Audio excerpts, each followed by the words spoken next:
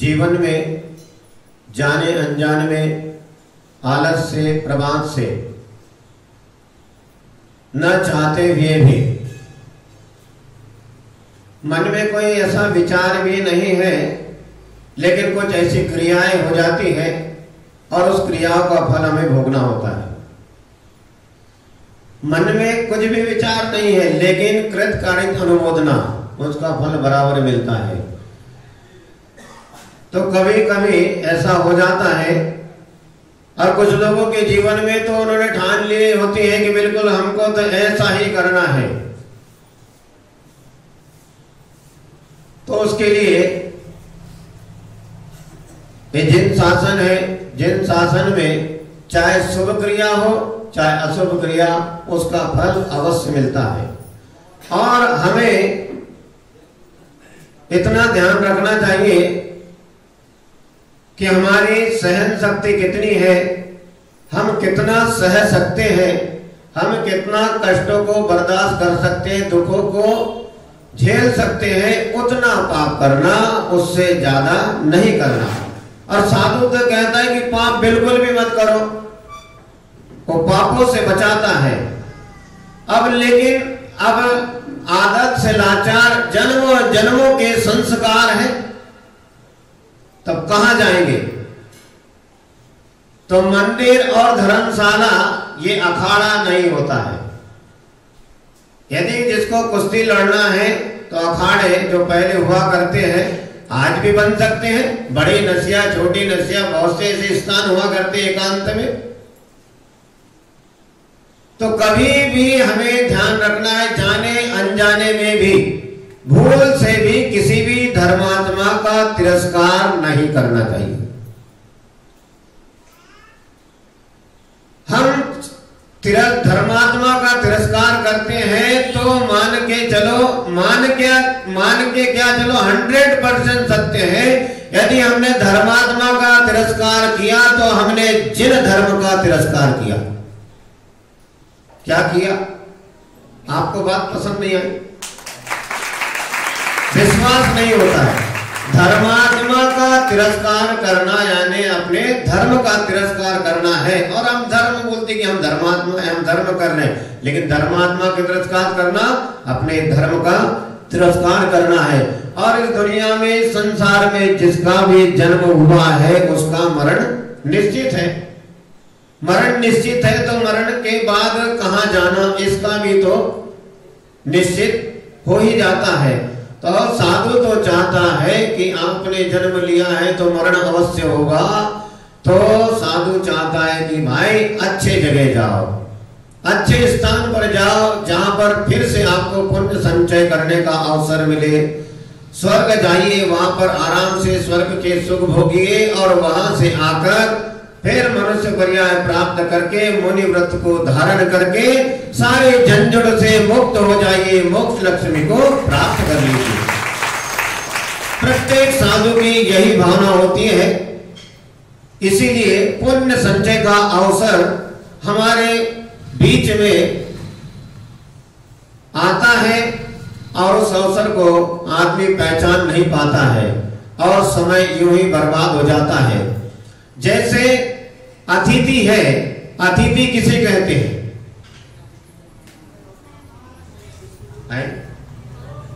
मेहमान को कहते हैं अतिथि।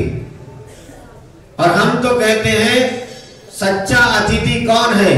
जिसकी ना कोई तिथि है ना कोई तारीख है, ऐसा दिगंबर ग्रह त्यागी साधु सच्चा अतिथि है। उसके आने की कोई तिथि नहीं, कोई तारीख नहीं होती है। ऐसा अतिथि ग्रह त्यागी दिगंबर मुनि होता है। और ऐसे अतिथि ग्रह त्यागी दिगंबर मुनि को दान देने का फल धुरंधर आचार्य जो शास्त्रार्थ करने में प्रसिद्ध हुए, ऐसे आचार्य समंत भद्रमुनि महाराज जी कहते हैं कि ग्रह कर्माणि निश्चितम, ग्रह कर्माणि निश्चितम कर्म विमारिष्टि खलु ग्रह मुक्तानाम अतिथि नाम प्रति पूजा रुधिर मलम धावते वारी। क्या गजब की बात कही है आचार्य समंत भद्रमुनि महाराज जी ने गृहस्थों के लिए, श्रावकों के लिए, पाप से बचाने के लिए, और जो जन्मों जन्मों से पाप किए हैं उन पापों के निर्जरा के लिए इतनी गजब की बात कही है। बस आवश्यकता है उसको पढ़ने की, सुनने की। अभी हमारे वकील साहब कह रहे थे कि आप पूजा करो, कुछ भी करो, लेकिन 5 मिनट स्वाध्याय अवश्य करो। स्वाध्याय करने से बद आंख भी खुल जाती है। तो आंख खोलो। यहाँ पर आचार्य समंत भद्रमुनि महाराज कहते हैं, ग्रह कर्माणि निचितम कर्म विमोरष्टि खलु ग्रह विमुक्तानाम खलु अलम वारी रुधिरम धावते। जिस प्रकार खलु यानी निश्चय से, अलम यानी जिस प्रकार, रुधिरम यानी रक्त, खून, और वारी, वारी का मतलब होता है जल, जिसे हम पानी भी कहते हैं, नीर भी कहते हैं। तैसा जल रुधिरम धावते, धावते का मतलब होता है धो देता है। निश्चय से जिस प्रकार जल खून को धो देता है, उसी प्रकार ग्रह विमुक्तानाम अतिथीनाम प्रतिपूजा। ग्रह विमुक्तानाम यानी ग्रह रहित, निर्ग्रंथ, जो घर गृहस्थी से मुक्त है, जिसने घर गृहस्थी का त्याग कर दिया है। मिस्टर, नीचे बैठो, सिर पे बैठ के। इसे बुरा नहीं मानना। साधु जो है क्या करता है, हमेशा प्रत्येक प्राणी के लिए कहता है कि पाप से बचो, और सहजता में हो जाते हैं, फिर रोता है, हंसते हंसते कर्म बांधता है, रोते रोते पूरा करता है मेरे को। तो इसीलिए ऐसा न करते हुए तो हम आपसे कह रहे थे कि ग्रह रहित निर्ग्रंथ मुनि, जिसने ग्रह गृहस्थी का त्याग कर दिया है, आरंभ परिग्रह का सब कुछ त्याग कर दिया है, ऐसा ग्रह विमुक्ता नाम, घर गृहस्थी से मुक्त मुनि अतिथि नाम, ऐसा अतिथि कहलाता है। अतिथि नाम मुनियों को दिया गया प्रतिपूजा। प्रतिपूजा का मतलब है दान। मुनियों को दिया गया दान, आहार दान क्या करता है, ग्रह कर्मणा निचितमपि कर्म विमानष्टि। ग्रह कर्मणा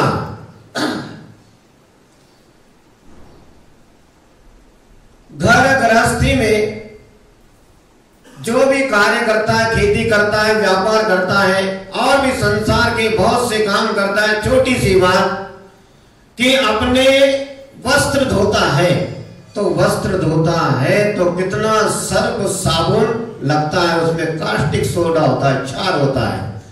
और छोटी सी बात, पहले तो और ही कुछ था, लेकिन आज में घर घर में व्यवस्था है शौच जाने की।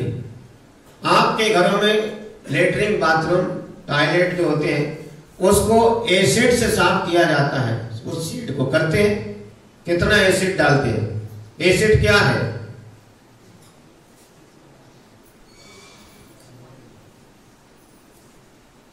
जानलेवा एक तरल पदार्थ। कितने, यदि कोई आदमी पी ले तो स्वर्ग चला जाएगा, कहां जाएगा, मर जाएगा, और मर के स्वर्ग नहीं जाएगा, तो पता है कहां जाएगा।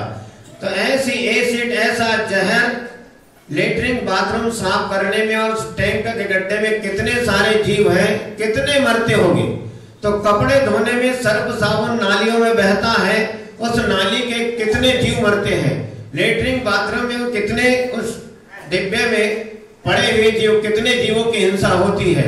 और रात्रि के अंधेरे में बिना टॉर्च लाइट के आदमी दौड़ लगाता है, उठता बैठता है, चलता फिरता है, घर गृहस्थी में क्या पाप नहीं होते हैं। तो घर गृहस्थी में जन्मों जन्म से जो पाप करते आया है, उन पापों का क्षय, उन पापों का प्रक्षालन कैसे होता है? तो कहते हैं ग्रह विमुक्ता नाम अतिथि नाम प्रति पूजा। तो ग्रह निर्ग्रंथ मुनियों के लिए दिया गया आहार दान, ऐसे गृहस्थ अवस्था में रह के जो उपार्जित पाप कर्म है, वे सब पाप कर्म नष्ट हो जाते हैं।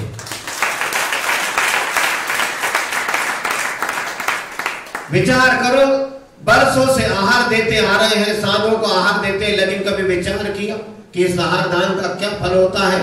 अतिथि दान का फल क्या होता है?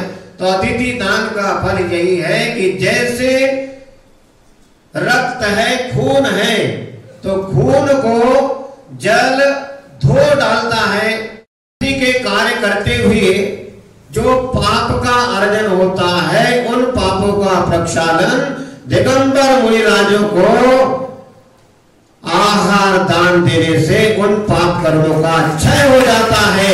ये हम नहीं कहते हैं, ऐसा आचार्य समंत भद्र मुनि महाराज कहते हैं। और समंत भद्र मुनिराज के आप ग्रंथ पढ़िए तो समंत भद्र मुनिराज कहते हैं कि ये मैं नहीं कहता हूं, ये हमारे ईश्वर तीर्थंकर भगवान कहते हैं।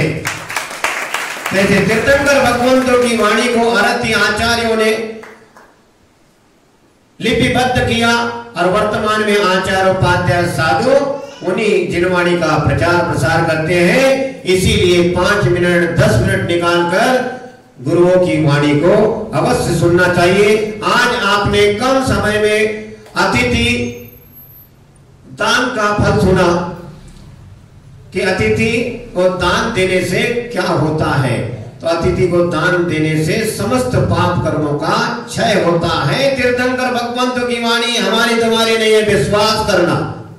और अतिथि को दान, आहार दान अवश्य देते रहना। इसी मंगल भावना के साथ परम पूज्य गुरु आचार्य त्रिभुवनदास सागर जी मुनि महाराज की